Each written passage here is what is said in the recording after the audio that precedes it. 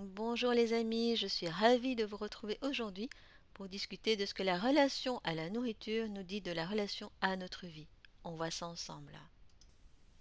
Donc si on prend le temps d'observer le lien qu'une personne entretient avec la nourriture, on pourrait en déduire bien des choses sur comment elle est dans la vie. Nous l'avons déjà tous compris, la façon dont on se nourrit ne vise pas qu'à nous nourrir. Si nous pouvons manger simplement par faim, F-A-I-M, les aliments sont également utilisés à bien d'autres fins FINS, comme par exemple compenser quelque chose, étouffer nos émotions ou même se déconnecter du réel. Donc la manière dont nous mangeons illustre ainsi tout autant notre bien-être que notre mal-être face à la vie. Il est d'ailleurs assez étonnant de constater que lorsqu'une personne change quelque chose dans sa relation à la nourriture, sa manière d'être au monde est également différente. Pour en donner l'illustration, c'est l'image du bon vivant qui s'évapore parfois avec les kilos perdus dans des régimes stricts. Ou aussi les personnes qui ont opté pour une gastroplastie et qui ont perdu de nombreux kilos voient également leur personnalité s'exprimer autrement. Alors certains vont revivre, vont s'ouvrir à plein de choses et se découvrir une certaine audace. D'autres personnes au contraire vont être désarçonnées et ne savent plus comment se comporter dans la vie ou avec les autres. Inversement, un individu qui prend conscience de plein de choses dans sa vie et qui réévalue ses objectifs verra son comportement alimentaire s'apaiser tout naturellement comme par magie. Donc si le travail se fait sur les deux axes, à la fois alimentaire et un travail sur soi, mais l'équilibre sera d'autant plus vite atteint.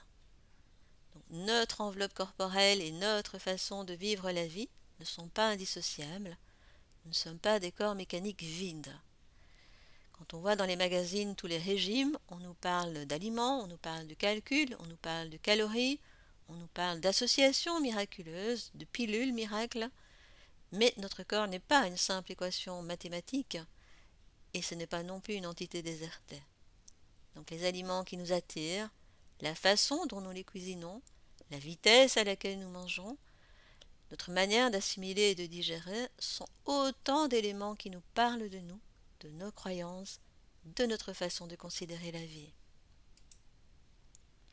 Alors, donnons quand même quelques exemples. Par exemple, la personne qui momentanément ne mange plus beaucoup, on dira d'elle qu'elle n'a plus goût à rien. Elle se sent déprimée, elle a du mal à entrevoir l'avenir, du mal à bouger, se sent sans énergie. Si la personne est carrément anorexique, on pourrait se poser diverses questions. Comme par exemple, qu'est-ce qu'elle n'arrive pas à avaler dans la vie?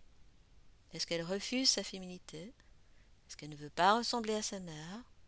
Ou au contraire, est-ce qu'elle fuit le regard désirant des hommes, voire de son père? Qu'est-ce qu'elle peut bien revendiquer ou vouloir obtenir à travers cette espèce de grève de la faim? A-t-elle du mal avec le réel? Est-ce qu'elle a besoin de plus de légèreté et de s'envoler vers d'autres sphères? La personne qui a des problèmes au niveau des intestins, donc le sang, le ventre est certes le lieu de transformation de nos aliments, mais il n'est pas que cela, il est aussi le siège de nos émotions, le centre de notre corps. Chez la femme, il peut même porter la vie. Bref, il est par excellence une merveilleuse caisse de résonance qui nous renvoie plein de messages sur nous-mêmes.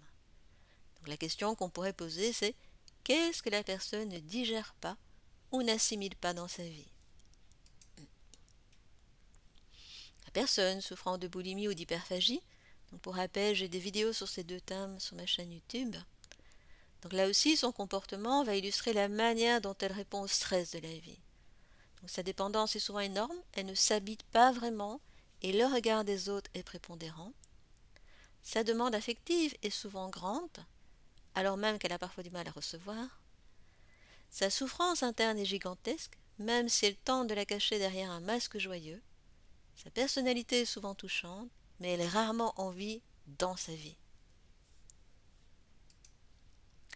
Maintenant, même sans souffrir de troubles du comportement alimentaire, notre langage utilisé peut aussi en dire long sur notre vie et l'importance que la nourriture y prend.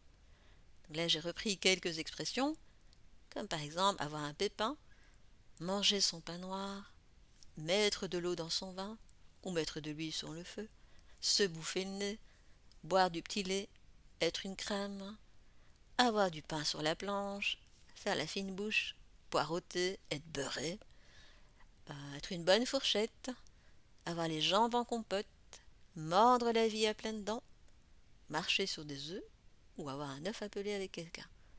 C'est juste quelques exemples, mais il y en a sûrement plein d'autres. Donc prenez un peu de temps pour vous observer. Regardez ce que vous mettez dans votre manière de vous nourrir. Qu'est-ce que vous avalez et qu'est-ce que cela illustre de votre façon de vivre la vie. Donc pour changer, il importe d'abord d'avoir conscience de ce qui est, car d'une façon ou d'une autre, la nourriture prend beaucoup de place dans notre vie, et ce qu'on la rejette ou qu'on l'adore. Donc elle préoccupe souvent, elle interroge, fait parler d'elle, fait parler de nous, rassemble ou divise.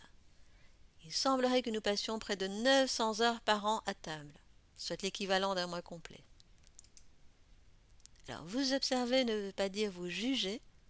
Le but ultime est de retrouver le plaisir d'être vous-même, le plaisir d'être bien dans votre corps et le plaisir de le nourrir. Donc il est temps tout simplement d'entrer dans votre vie, celle qui vous parle, qui est en accord avec vos valeurs, j'ai même envie de dire avec votre valeur. Enfin, écoutez-vous avec cœur et douceur, laissez-vous trouver ce qui est bon pour vous dans tous les sens du terme. Donc en fait, plutôt que de morceau votre chic, mordez la vie à pleines dents et mettez du piment dans votre existence.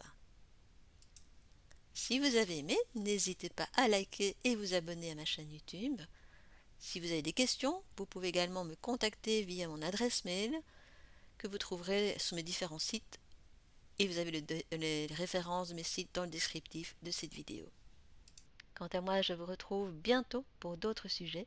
D'ici là, je vous envoie un colis de douceur de vivre. À bientôt.